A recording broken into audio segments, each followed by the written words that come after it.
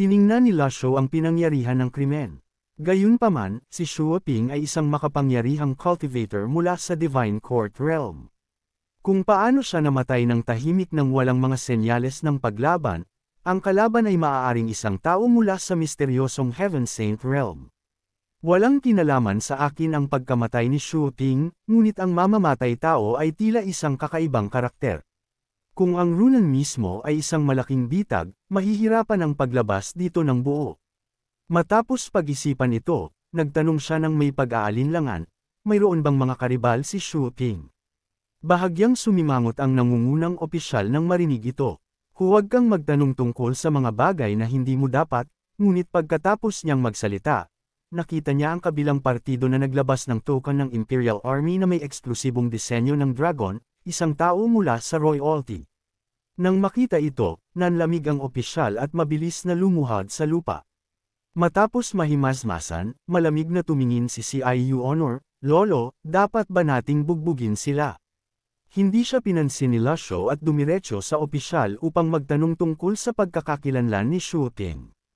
Hindi nang ahas ang opisyal na magpabeya at nagmamadaling sumagot, siya ay isang master ng espada. Nakuha niya ang kambal na espada mula sa pagpatay sa kanyang sariling kapatid. Walang magawa ang gobyerno sa kanya dahil mataas ang kanyang antas ng cultivation. Bakit siya nasa Runan City? Magalang na sinabi ng opisyal na hindi niya alam.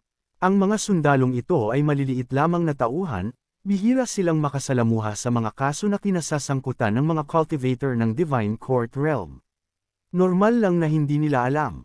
Sa oras na ito, tumakbo si CIU Honor upang tumingin. Matapos magmasid sandali, bumalik siya sa tabi ng kanyang master. Pinatay siya gamit ang espada. Ipinakita niya habang nagpapaliwanag, mula dito hanggang dito at sa harap mismo ng kanyang mukha. Tumango si Lasho nang marinig ito. Ang mamamatay tao ay malamang na isang gumagamit ng espada na may heavenly weapon. Maraming tao na pumapasok sa isip na nakakatugon sa mga kondisyong ito. Sword Attack Shinwenjia, mahusay na gumagamit ng espada, John Ejen Luo, Luo Changqing, o ang bastardo na disipulo na si Yashong Rong. Habang siya ay nag-iisip, isang malakas na kaguluhan ang biglang nagmula sa labas. Dahil sa kuryusidad, lumabas si Lasho upang tumingin at nakita ang isang higanteng 13 palapag na pulang tore na dahan-daang lumilipad sa itaas. Sa paghusga sa mga simbolo nito, ito ang eksklusibong lumilipad na chariot ng dakilang Sky Temple. Tumayo si Lasho sa pintuan, nagmamasid sandali, pagkatapos ay sinenyasan si CIU Honor na pumunta sa St. Altar North ng Runan. Sa daan, sila ay palihim na sinundan ng isang figure. "Master, may sumusunod." Agad na nagbabala si CIU Honor matapos mapansin. Nag-cultivate siya mula sa Chain's Jade Scroll na nagbibigay sa kanya ng mas mataas na kakayahan sa pagdamdam kaysa sa mga cultivator ng parehong realm. Bukod dito, siya ay matalino at puno ng ideya at malamang na mapoprotektahan ang kanyang sarili gamit ang mga kasanayan mula sa Chain's Jade Scroll kahit laban sa mas makapangyarihang kalaban. Hindi niya kailangang mag-alala tungkol sa kanya. "Plano ko, sanang sumakay papuntang St. Altar, pero may sumusunod sa atin ngayon, mas mabuting asikasuhin muna natin iyon."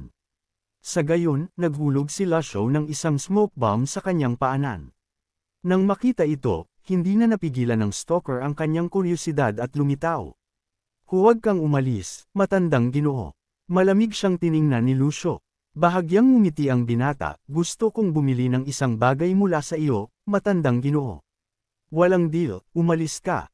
Tingnan mo kung paano galit na sinipa ni Honor ang isang inosenteng tuta. Hindi pinansin ng binata ang kanyang mga salita at nagpatuloy, "Ang maikling espada mo, matandang ginoo, ay nakasira sa kambal na espada. Magandang espada iyon. Handa akong magbayad ng malaking halaga para dito.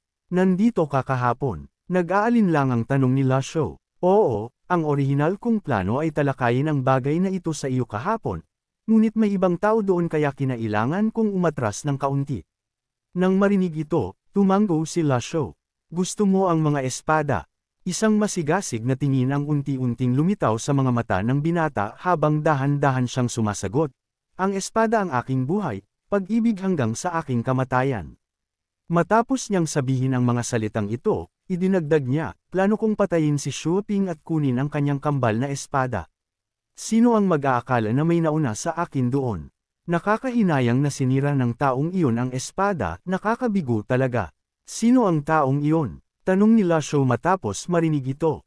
Umiling ang binata at nag-aatubiling sumagot, hindi ko nakita, ngunit hindi rin mahirap hulaan. Tatlo lang ang taong kayang humawak ng espada na may ganoong kahusayan. Ang isa sa kanila ay ang matandang demonyo na si Chi Tianao mula sa Evil Sky Pavilion, ang taong pinakakinatatakutan ko. Tumawa si CIU Honor, kung gayon, dapat kang tumakbo. Nagpakita ng tiwala ang binata, bakit ako tatakbo? Pinagmasdan ko kayong dalawa buong gabi. Hindi ako nagkakamali, bata, nasa Divine Court Realm ka nga. Ang katawan ng matandang Ginoo ay masasabing malusog at ang kanyang kapangyarihan sa cultivation ay nasa gitnang yugto ng conscious condensing. Nalihis tayo sa paksa, balik tayo sa pangunahing punto. Ang pangalawang taong kayang magpakadalubhasa sa ganoong kahusayan sa espada ay ang pangalawang demonyo na si Yushandren mula sa Evil Skype of Alien Luigi. Tumigas si Lasho. Ang pangatlo, nakangiting sagot ng binata, ang pangatlong tao ay nasa harap mismo natin. Ikaw ang sword addict Chinwenjia. O hindi, si Chinwenjia ay addict sa kasanayan sa espada, hindi sa espada. Iba ako, gusto ko ang mga espada at ang kasanayan sa espada. Ang isang taong hindi tiyak sa kanyang sariling paninindigan tulad ni Chinwenjia ay mamamatay sa huli. Sa puntong ito, nahulaan na ni Lasho ang pagkakakilanlan ng isa pa. Jian Ai Jin, ang taong nagmamahal sa mga espada hanggang kamatayan. Janaijan, binago niya ang kanyang pangalan upang ipakita ang kanyang pagmamahal sa mga espada. Natatakot ako na siya lang ang taong kayang gawin iyon sa cultivation realm. Nakakalason din ang kanyang pamumuhay. Isa siyang taong walang responsibilidad. Magaling siyang mabuhay sa mga bitik ng mapanganib na cultivation realm na ito. Malinaw ito sa kung paano siya nakatakas sa mamamatay tao ni Xu Ping. Mayroon siyang dalawang malaking katangian. Una, mahal ang mga espada. Pangalawa, huwag makisali sa mga hindi kinakailangang negosyo. Ang kakayahan niyang mabuhay hanggang ngayon nang walang paninindigan ay nagpapatunay na gumana ang pangalawang katangian. Nang marinig ni Jian Ai Jin na sinabi ni Lasho ang kanyang pangalan, hindi niya napigil ang maging proud, ngunit sa sumunod na segundo, nagliwanag ang kanyang mga mata at nasabik siya. Sa sandaling ito, ang Dark Wei Ming ay kinuha na ni Lasho. Napakaganda. Gusto ko ang pakiramdam nito na maikli ngunit detalyado. Nang makita ang kanyang nasasabik na ekspresyon, umiling si Lasho. Kung ayaw mong mamatay, mas mabuting huwag mong isipin ang espada. Pagkatapos niyang magsalita, ilang tunog ng kampana ang biglang nanggaling sa malayo. Nang marinig ito, tumingin si Lasho sa direksyon ng mga tunog ng kampana na may pagkalito. Ang Saint Altar ay isang piging sa pagitan ng mga Diyos at mga demonyo. Bakit may tunog ng kampana ng Buddhist? Tila nahulaan ni Jian Ai Jin ang kanyang patutunguhan. Matandang Ginoo, maraming tao sa Saint Altar. Doon nagtitipon ang lahat ng cultivator ng divine at demonic. Talagang nakakatakot. Iminumungkahi ko na huwag kang pumunta doon. Di umano, ang parehong Diyos na napipiliin sa pagkakataong ito ay ang ikalimang babaeng demonyo mula sa Jinting Mountain Pavilion. Demonyo na nagiging Saint Goddess. Ano pa ang bago? Kung pupunta ka doon at mamatay nang hindi sinasadya, mapapasa akin ang espada. Hanggang noon, sisiguraduhin kong kalad ka rin ang iyong bangkay at hanapin ang pinakamagandang lugar para ilibing ka, matandang Ginoo. Pagkatapos niyang magsalita, bigla siyang naging alerto. Pagkatapos ay isang marahas na hangin ang hamampas sa kanya. Mabilis na nag-react si Jian Ai Jin at itinaas ang kanyang braso upang harangan ito at mabilis na lumayo. Malamig siyang tinitigan ni CIU Honor, puno ng galit ang kanyang mukha. Hinamon mo ako, panoorin mo akong bugbugin ka hanggang sa magmakaawa ka.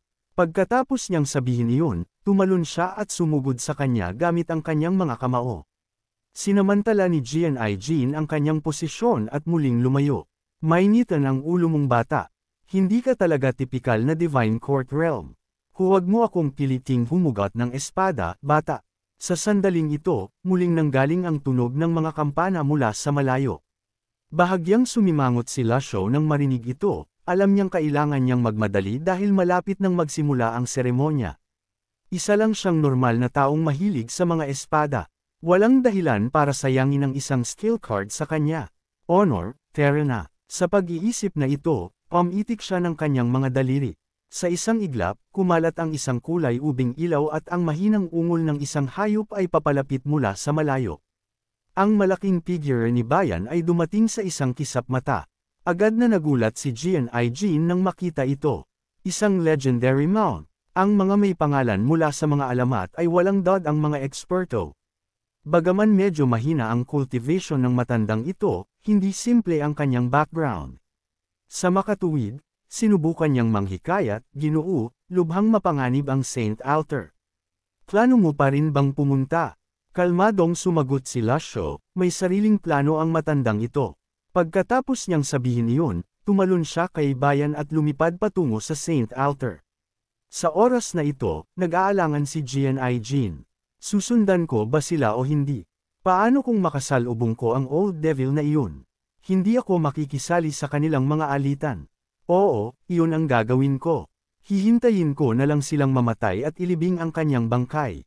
Nang makapagdesisyon siya, tumalon siya at mabilis na sumunod.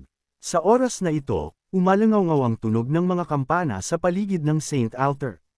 Ang kahangahangang Great Emptiness Temple ay nakalutang sa itaas. Dose-dosenang mga monghe ang nagdarasal ng sutra na magkakadikit ang kanilang mga kamay. Lumabas ang mga sound wave at patuloy na umalangaw-ngaw sa lahat ng direksyon. Nagtanong si CIU Honor ng may kuryosidad, ano ang ginagawa ng mga monghe dito? Ipinaliwanag ni Lasho, ang Buddhist Great Meditation. Ang kanilang pangalan, ang Great Meditation, ay may malakas at nakakatakot na epekto lamang sa mga kaaway. Ito ay nakakamit sa pamamagitan ng sama-samang pagdarasal ng mga sutra. Ang mga kalbong asno lamang ng Temple of Great Emptiness ang makakagawa nito. Gayunpaman, nagtataka rin siya, nagtataka ako kung bakit biglang lilito ang Temple of Great Emptiness gayong hindi sila nagmamalasakit sa mga sekular na gawain ng mundo. Hindi nagtagal, bumalik sa katahimikan ang paligid. Tumangala si CIU Honor sa eksena. Nandito rin ang flying chariot ng Demon Slaying Sect. Habang nakikihalubilo si Lasho sa karamihan, natuklasan niya, gaya ng inaasahan, na ang paligid ay mga cultivator ng Righteous Sect at ang mga cultivator ng demonyo ay hindi maganda ang hitsura at ang ilan ay hinihingal pa. Sa tingin ng Eyes of Truth, halos lahat ay galit. Kung ibubunyag ko ang aking pagkakakilanlan, magiging okay ba ako? Kung gusto kong bawiin si Xiaoyu, natatakot akong mahihirapan ako. Sa kasalukuyan, mayroon akong 3 walang kapintasan na card at 3 Deadly Strike card, sapat na upang protektahan ang aking sarili. Sa puntong ito, isang tao ang lumipad mula sa flying chariot ng Great Emptiness Temple. Tumingin siya sa ibaba habang gumagawa ng mga hand sign. May utos ang abbot, ang santo na si Xiaoyu ay kukunin ng Great Emptiness Temple. Hinihiling ko ang inyong pangunawa at kapatawaran, mga minamahal kong benefactor.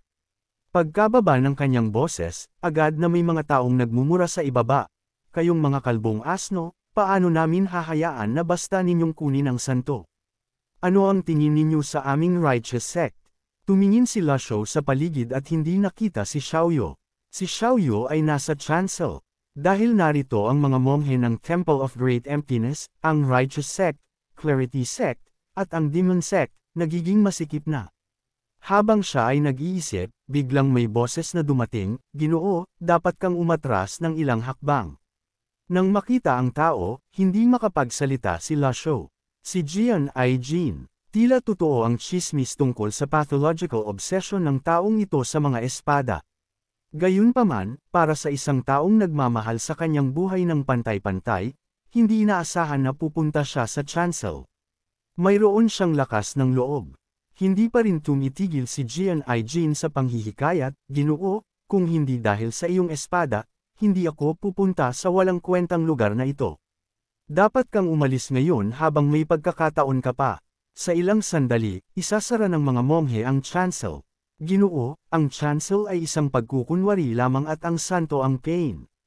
Bagaman nagtataka si Lasho nang marinig ito, nanatili siyang kalmado sa labas. Paano mo nalaman na ito ay isang bitag? Nagbigay si Jian-ai Jin ng isang mapanlinlang na ngiti at nagsimulang makipagnegosasyon, kung ibebenta mo sa akin ang iyong espada, Sasabihin ko sa iyo. Nasa gitnang yugto ka lamang ng sense condensing realm, walang makakapagligtas sa iyo kung hindi ka aalis ngayon. Ito na ang iyong huling pagkakataon.